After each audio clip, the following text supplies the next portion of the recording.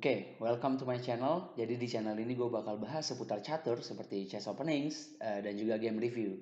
Entah itu game gue ataupun game-game grandmaster di luar sana. Ya, tapi untuk video kali ini, di video pertama gue ini, gue bakal bahas salah satu opening favorit gue. Dan juga opening pertama yang gue pelajari, yaitu Fright Liver Attacks. Fright Liver Attacks ya, sebetulnya namanya, nanti gue taruh di judul. Agak susah soalnya ngomongnya.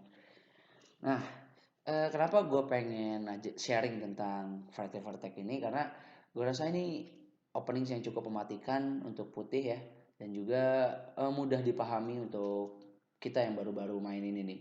Karena dulu awal-awal gue pakai ini sih, dan juga ya terutama karena ini favorit gue ya, jadi ini pertama gue ajarin. Oke, kita masuk ya sekarang ke chess.com. Dan ya, variety of attack ini bisa dimulai ketika kita pakai King's Pawn openings, pion ke e4, dan musuh juga membalas dengan e5 openings, King's Pawn opening juga, dia ke e5. Dan di sini kita majuin kuda kita ke sini. Dengan membuat mindset ke musuh bahwa kita akan menyerang ini nih, si pion ini. Karena pion ini nggak dilindungi gitu.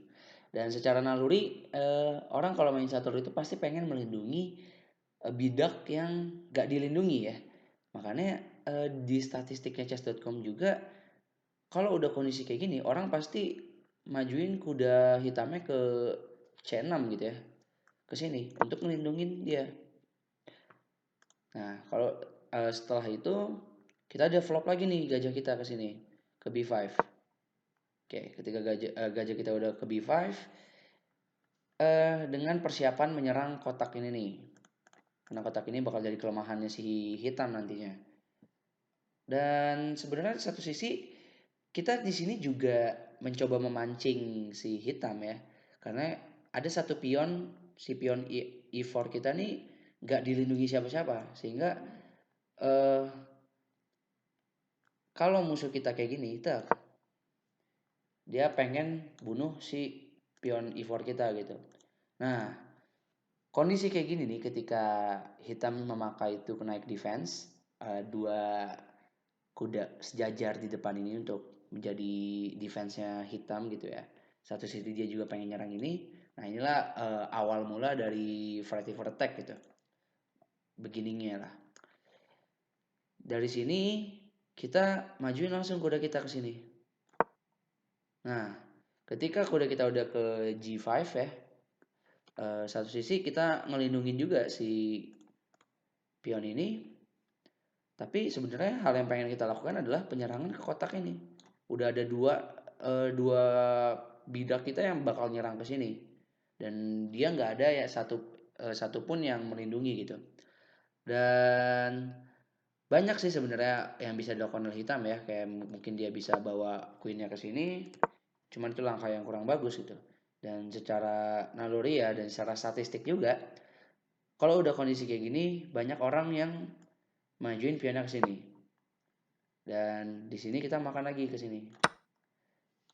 Nah, apa ya? Orang kalau udah kondisi kayak gini juga ya, dia bakal cenderung bakal mencoba makan pionnya pakai kuda. Kenapa dia mencoba makan pionnya pakai kuda? Nah, ini statistik juga paling banyak orang ke sini nih. Kan. Karena si kuda dilindungi sama ratu dan ratu nyerang kuda kita gini karena kuda kita nggak ada yang ngelindungin. Nah tapi justru inilah dia masuk ke perangkap nih kalau udah kondisi kayak gini. Kita fighting first attack-nya udah bisa dimulai sekarang penyerangannya. Kita langsung sacrifice kuda kita. Di sini biasanya dia musuh bakal bingung nih kayak lah kok kesini perasaan nggak ada yang jagain kudanya kan. Tapi kalau nggak di hitam nggak makan ini kita putih bisa makan ratu ataupun benteng.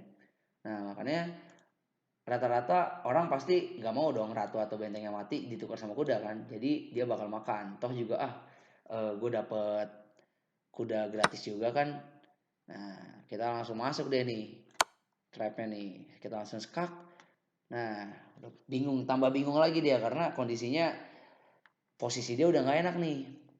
Biasanya karena orang yang pengen suka berlindung gitu ya, suka mencari tempat perlindungan, Dia bakal mindsetnya kayak gue harus cari tempat untuk melindungi raja gue. Dia bakal mundurin ke sini nih. Nah kalau misalkan hitam mundurin ke sini, ini otomatis pasti putih menang, skakmat. Kenapa? Ya tinggal kita makan aja nih. Balik lagi kuda kita ya, tadi kita nggak jadi minus satu kuda dan kita langsung ngeskak juga nih. Dia raja udah nggak bisa kemana-mana, ya satu-satunya yang bisa dilakukan adalah memperlama kematian aja gitu. Dia bisa tutup dengan gajahnya, kita makan skakmat, atau dia makan dulu pakai ratu, ratunya kita makan, dia tutup, kita makan skakmat juga. Jadi ya apapun itu langkah paling jelek yang dilakukan oleh hitam gitu. Atau mungkin dia balik lagi ke tempatnya. Oke, kalau dia balik lagi ke tempatnya ya udah, kita tetap makan kuda yang ini. Ya seperti yang gue bilang tadi, setidaknya openings kita sudah membuahkan hasil ya, dengan kondisi kita sama-sama kehilangan kuda, tapi posisi kita udah enak banget. Satu, dia udah nggak bisa castling, kita masih bisa castling. Dan ya anggaplah dia abis ini pengen develop, dia nggak sadar dan dia pengen develop gajah hitamnya gitu. Nah di sini udah kita langsung majuin skakmat, nggak bisa kemana-mana lagi dia.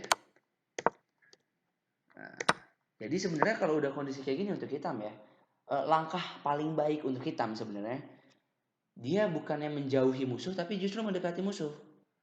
Dia jagain nih, ikut jagain si kuda ini. Nah, karena sekarang kayak gini udah ada dua yang jaga kan, ada raja dan juga ratu gitu. Nah kalau udah kayak gini ya kita masuk ke middle game, tapi kondisinya seperti yang gue bilang, kondisinya udah gak enak banget untuk hitam. Ya kita bisa develop lagi piece-piece kita gitu ya, bidak-bidak kita, dan besar kemungkinan kita bakal menang ya, karena ya menurut komputer juga kita kondisinya lagi di plus 1,3 nih. Nah terus buat hitam apa sih yang harus dilakukan kalau kondisi kayak gini?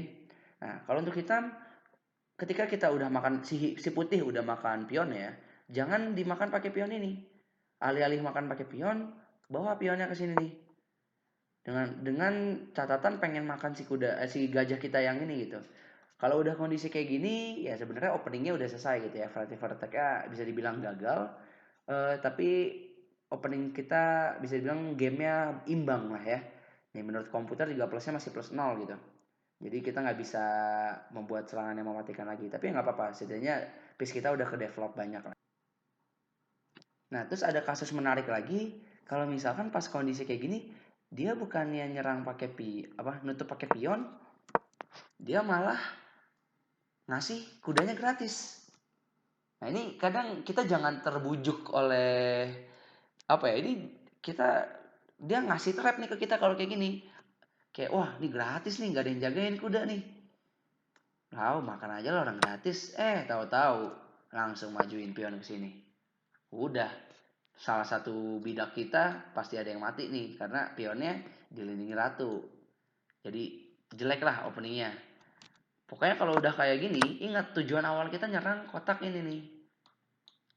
Jadi kalau kudanya ke sini ya udah kita tetap aja lanjutin, entah mau ngeskak atau kita mau majuin kuda kan, setidaknya kita bakal dapat salah satu dari inilah gitu. Nah begitu. Atau mungkin kalau misalkan kondisi kayak gini ya, terus dia malah majuin ratunya gitu, ya udah kita bisa aja skak dulu biar ya mau nggak mau rajanya bakal kesini. Udah deh kita balikin persiapan untuk nyerang kotak ini lagi, karena mau nggak mau kuda kalau abis dari sini bisa langsung skak benteng. Jadi ya ini Fighting Force Attack ini salah satu posisi yang gue rasa bagus, opening yang bagus untuk kita belajar awal-awal gitu. So segitu dulu untuk Fighting Force Attack. Next gue bakal bahas lebih banyak lagi openings dan game-game review. So see you.